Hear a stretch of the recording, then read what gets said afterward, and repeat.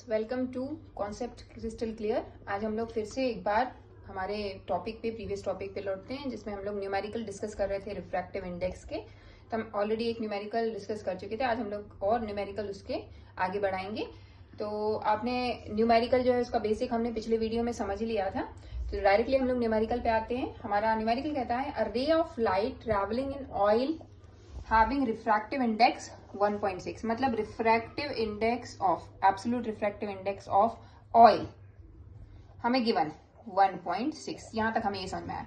falls on the oil air interface, मतलब ये हमारा इंटरफेस है, ये ऑयल है, रे ऑफ लाइट पहले ऑयल में और फिर एयर में जा रही है। ओके, तो यहाँ पे ऑयल एयर इंटरफेस है हमारा, इतनी बात हमें क्लियर हो गई। If the angle of incidence is 30 degree, मतलब यहाँ पे मान लीजिए ये हमारा नॉर्मल है और हमारा एंगल ऑफ इंसिडेंस, ये एंगल ऑफ इंसिडेंस, तो एंगल ऑफ इंसिडेंस हमारा क्या होता है, ये this is given as 30 degree. उसके बाद what will be the value of sine of angle of refraction, मतलब हमें sine of angle of refraction ये कैलकुलेट करना है, ये बताना है। ठीक है, ये हमें फाइंड आउट करना है। अब हमारी ऑयल से एयर में जा रही है, तो जाहिर सी बात है हमारी ये डेंसर मीडियम है, रेयर मीडियम है, तो डेंसर से रेयर में जाएगी तो हमारी लाइट जो है वो away from the normal move करेगी, मतलब अपने पाथ को, ओरिजिनल पाथ को छोड़ के वो away from the normal move करेगी। तो यहाँ पे अगर हमें एंगल ऑफ रिफ्रैक्शन जो है वो यहाँ आर, तो हमें ये साइन ऑफ आर ही कैलकुलेट करना है। ओके, क्लियर हुआ? ठीक है, बाकी सब हमें मालूम है कि ऑयल से एयर में जाती है तो नॉर्मल से दूर भागेगी क्योंकि वो एक रेयर मीडियम में जा रही है। क्लियर? ओके, अब यहाँ पे हमें जाहिर सी बात मालूम है कि यहाँ पे साइन आर जब हमें कैलकुलेट करना है, इट मीन्स हमें क्लिक हो रहा है कि हमें रिफ्रैक्टिव इंडेक्स कैलकुलेट करने के लिए स्नेल्स लॉ का यूज करना पड़ेगा। और हमारा स्नेल्स लॉ जो है वो क्या कहता है? स्नेल्स लॉ हमारा कहता है कि हमारा sine I upon sine R is equals to the constant that is denoted by the refractive index। तो ये कौन सा रिफ्रैक्टिव इंडेक्स होता है हम ऑलरेडी प्रीवियस वीडियो में डिस्कस कर चुके हैं, आप उसको भी रिफर कर सकते हैं एक बार। ये रिफ्रैक्टिव इंडेक्स होता है N2 अपॉन N1। N2 मतलब जिस मीडियम में हमारी लाइट जो है वो रिफ्रैक्ट हो रही है, दिस मीडियम, मतलब यहाँ पे इस केस में एयर जो हमारा मीडियम है वहां। और N1 क्या है? Refractive index of oil. Okay, तो इस केस में refractive index of, this is for the refractive index of air and this is for the refractive index of oil। अब यहाँ पे हमें गिवन क्या है कि साइन आई हमें given angle of incidence that is 30 degree, तो sine 30 upon sine R, okay, is equals to N2। What is the refractive index of air? तो हमें मालूम है रिफ्रैक्टिव इंडेक्स एयर का कितना होता है, refractive index of air is 1। हम ऑलरेडी इस चीज को डिस्कस कर चुके हैं। और what is the refractive index of oil? तो रिफ्रैक्टिव इंडेक्स ऑफ ऑयल जो है ऑलरेडी गिवन, दैट इज 1.6।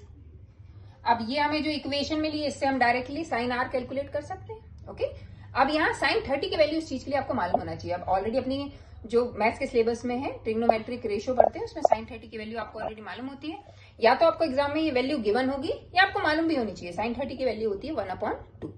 तो जब हमने 1/2 साइन 30 की वैल्यू रखी तो sine R will be equals to what? 1/2 into 1.6, right? ये 1/2 यहाँ इंटू हो जाएगा 1.6 में, और साइन आर जो है वो यहाँ इंटू हो जाएगा। ओके, क्लियर हुआ? तो sine R is equals to what? 0.8। तो this is your result. Clear? तो ये हमारा आंसर हो गया इसका। ओके, तो आपका साइन आर की वैल्यू क्या हो गई? पॉइंट। यहां हमें एंगल ऑफ रिफ्रैक्शन नहीं कैलकुलेट करने के लिए बोला गया, हमें sine of angle of refraction calculate करने के लिए बोला गया, वो हमने यहां से निकाल लिया है। ओके, क्लियर हुआ? चलिए हम लोग नेक्स्ट क्वेश्चन पे आते हैं। नेक्स्ट क्वेश्चन हमारा कहता है, it's a very interesting question, right?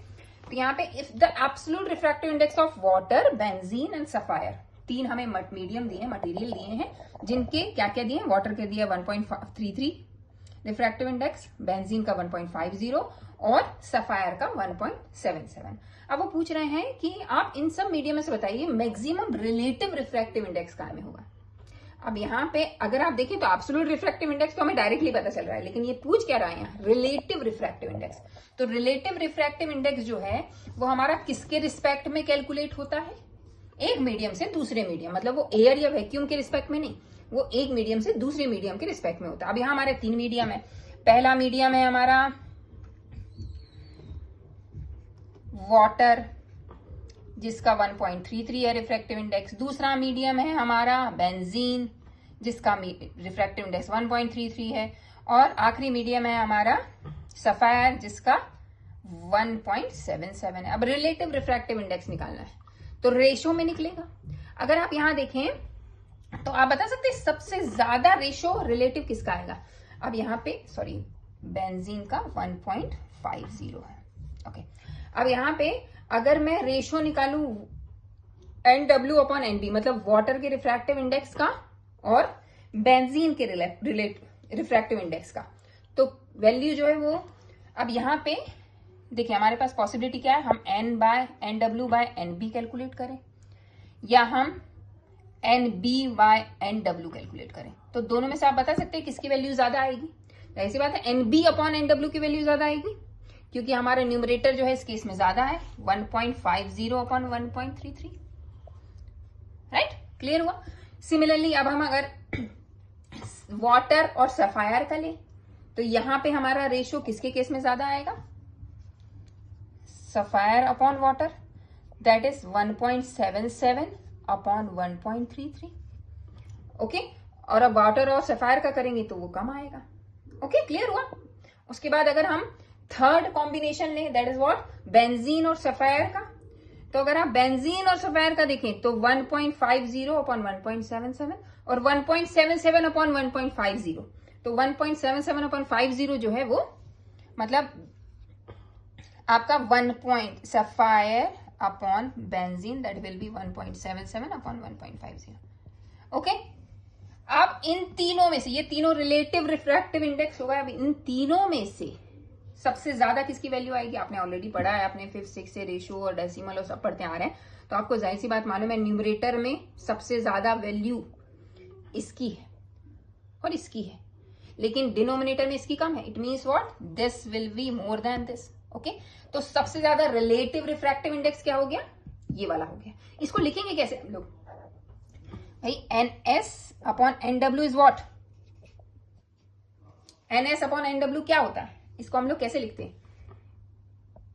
इसको हम कैसे लिखते हैं, this is the relative refractive index of sapphire with respect to water. Okay, this is what, relative refractive index of, relative refractive index of sapphire with respect to water. Clear हुआ।